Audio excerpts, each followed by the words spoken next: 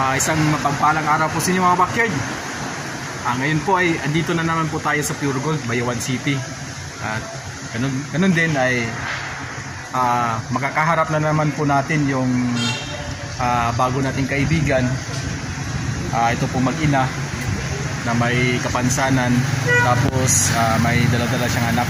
So time check po ay alas 12 na po, alas 12:15 po ng hapon. So meron na po ditong kunting pagkain tsaka tubig. At tara, bigyan naman po natin. So, mga kabakyard, ay ito po si magbibigyan na lang po tayo ng makakain. Ito po siya. Day, ikaw na ka, Day? So bibigyan na lang po natin siya ng konting pagkain kasi yung mga sorry Daya. Tapos kasi kahapon ay yung anak niya ay naghahanap pala ng tubig, hindi pala gatas yung hinanap niya, kaya bumili na lang po ako ng mainom. Daya. So kaya ito pangalan ni mo, Day? Eva May? So Eva May pa lang yung pangalan niya. Actually nakausap ko kanina yung asawa na yung partner niya. So isi-share ko na lang po. So nagkakilala pala sila sa sa dito lang din sa Bayawan City. Habang naglalakad daw siya sa daan ay nakikilala niya ito, kaya doon doon nagsimula yung relasyon nila. So bali ang story pala nito ni Eva May ay yung ipinanganak pala siya ng ganito na, yung mahina yung pag-iisip niya, tapos may yung pagsasalita niya ay parang may diferensya na po. Yung nanay niya po ay iniwan po siya nung yung simula po nung pagpanganak niya ay iniwan na po siya ng nanay niya. So nakakalungkot po So sa kalagayan po niya ay hindi ko po maalis, hindi ko po maiwasang mapaisip na iisipin ko na bakit pa siya nagkaanak, di ba? Na sa hirap ng buhay, tapos ganito ang kapansanan niya. Hindi ko po maiwasang isipin yon. Pero kung iisipin po natin, halimbawa sa kanya, sa sitwasyon niya po na ipinanganak po siya, na iniwan po ng nanay niya, tapos yung nag-aalaga niya lang ay yung lolo at lola niya, at sa ngayon ay na po siya, yung lolo at lola niya ay mahina na rin po kasi matanda na rin daw. So kung iisipin po natin ay mas mabuti na po yung nagkaanak siya, tapos ay nagka-partner siya kasi para may mag-aalaga sa kanya, diba? Syempre kapag sa ganyang edad, sa ganitong sitwasyon niya, may kapansanan siya, tapos mag-iisa lang siya. So sino mag-aalaga sa kanya, diba? So mas mabuti na ito dahil may mag-aalaga sa kanya yung partner niya, tapos may baby sila.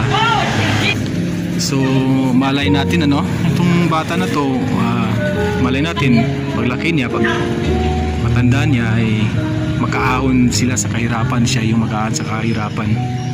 So yun po ang importante. Tapos syempre pag matanda na siya, itong nanay nila, ay hindi po pwedeng siya lang po mag-isa, kasi nga hindi niya kakayanin ito dahil nga may kapansanan siya. So mas mabuti na yung may kasama siyang parang magiging partner niya sa habang buhay,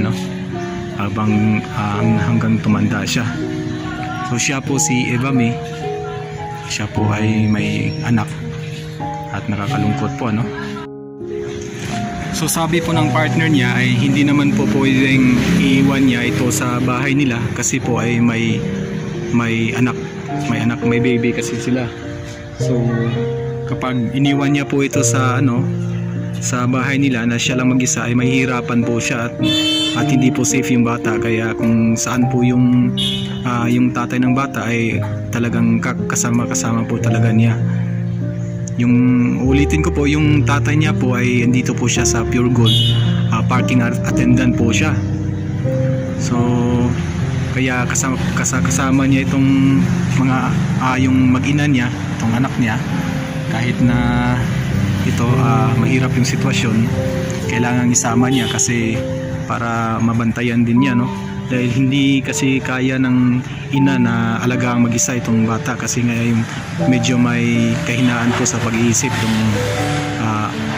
yung ina, may kapansanan po, kaya talagang dinadala na lang po talaga niya ito sa kung saan yung area na magiging siya, yung parking attendant, yung tatay ng batang to. So ulitin ko po, kung gusto niyo pong makatulong ay andito lang po siya sa Pure Gold, mag-abot ng tulong kahit papaano. Ano ka?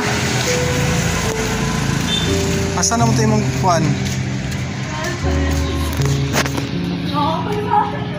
Ha?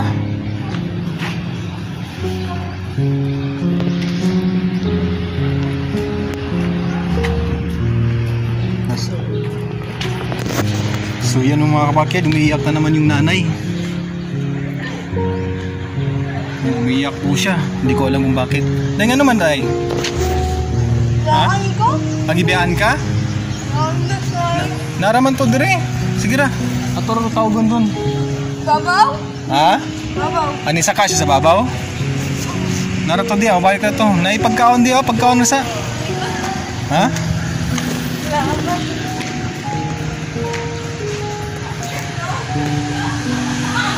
So umiyak po siya kasi akala niya iniwan po siya ng kanyang partner. So siguro umakyat lang po sa taas ng Pure Gold kasi nagbanyo. Ganun pala siya, no? Umiyak pala siya kapag hindi niya nakikita yung kasama niya. Ayun, pinuntahan niya yung partner niya andun sa loob po ng Pure Gold.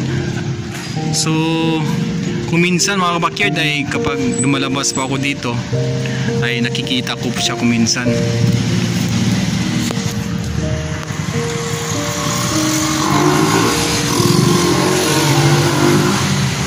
Kung minsan ay nakikita ko po siyang umiiyak dito po sa area na to, umiiyak dito kapag po ay kasi yung napansin ko kapag may umiiyak din yung bata niya tapos hindi niya alam kung anong gagawin niya at parang naguguluhan na siya, ang ginagawa na lang niya ay iniiwan niya dyan yung anak niya tapos pupunta siya dito na part, dyan na part at dyan din siya iiyak habang nakatingin siya sa bata niya, sa anak niya. Nanginginig siya siguro dahil sa hindi niya alam yung gagawin niya kapag umiiyak yung bata niya tapos parang nararatol na siya.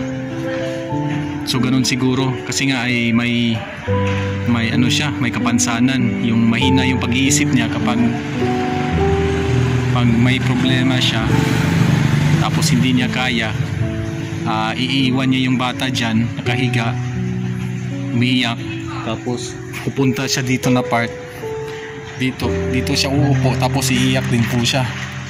So kaya pala yung may problemang anak niya tapos wala yung siguro yung anak, yung tatay ay wala dito, andun sa malayo na part ay yun, parang natatakot siya, nanginginig po siya sa takot tapos umiiyak. So nakakalungkot mga kabakyard. So andun po siya sa taas siguro sa loob ng Pure Gold, pinuntuhan niya yung partner niya. So mga kabakyard ay hanapin po namin yung hanapin ko muna yung yung tatay. Kasi ang lakas pa naman ng iyak ng Ibame. Umiiyak na po siya ng malakas. Hahanapin po na. Kasi na lang po natin mga backyard ay magpatulong na lang po tayo sa security, ano? Para malocate po yung yung partner ng babae. Tara. Backyard confirm po na yung partner ng yung ama po ay andun po sa banyo at pinapababa na po ng security po ng mall. Ako na yung nanangid yung partner ni Hilak ng Mayo. Andyan na po yung partner niya. Nagbanyo nga talaga, no? Nagbanyo siya sa taas ng Pure Gold. So nakababa na po yung partner niya. Siya po si Sunny. Siya po ang partner ng babae. Sumuti naman, shoutout po sa security ng Pure Gold dahil talaga pong tumulong sila sa pag locate po ng partner niya. Hinan ka nga nagbanyo lang. Kuyawan siya maayo. Basta makuan. So yun mga backyard. So isa din po yun sa mga rason kaya po andito po siya. Dala-dala po siya ng kanyang partner dito kung saan po yung area niya. Kasi sa nakikita ko po kanina ay talagang hindi po talaga siya maiwan-iwan.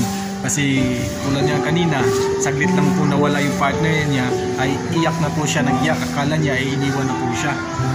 So kinabahan po tayo dun, kasi iyak na po ng iyak ng babae. Ang lakas pa naman ng iyak niya. So mabuti naman at bumalik agad yung partner niya, at naging okay na po sila. Hindi po nagpapalimos yung mag-ina. Talaga pong isinasama na lang po talaga siya ng kanyang partner dito kung saan po yung parking area nila, yung area niya, kasi ay hindi po talaga siya maiwan-iwan sa bahay nila kasi nga may kapansanan yun at hindi po magiging safe yung bata. So yung mga kapakyard, hanggang dito na lang po. Sana po ay makabisita kayo dito sa kanya at makabot kayo ng konti. So ulitin ko po, andito po siya sa Pure Gold, sa gilid ng punong Pure Gold. Yung Pure Gold ay ito, malapit po sa simbahan po ng Katoliko. At saka sa plaza po ng Bayawan City. So yung mga kapakyard, nandito na lang po. Maraming salamat. Paalam na muna.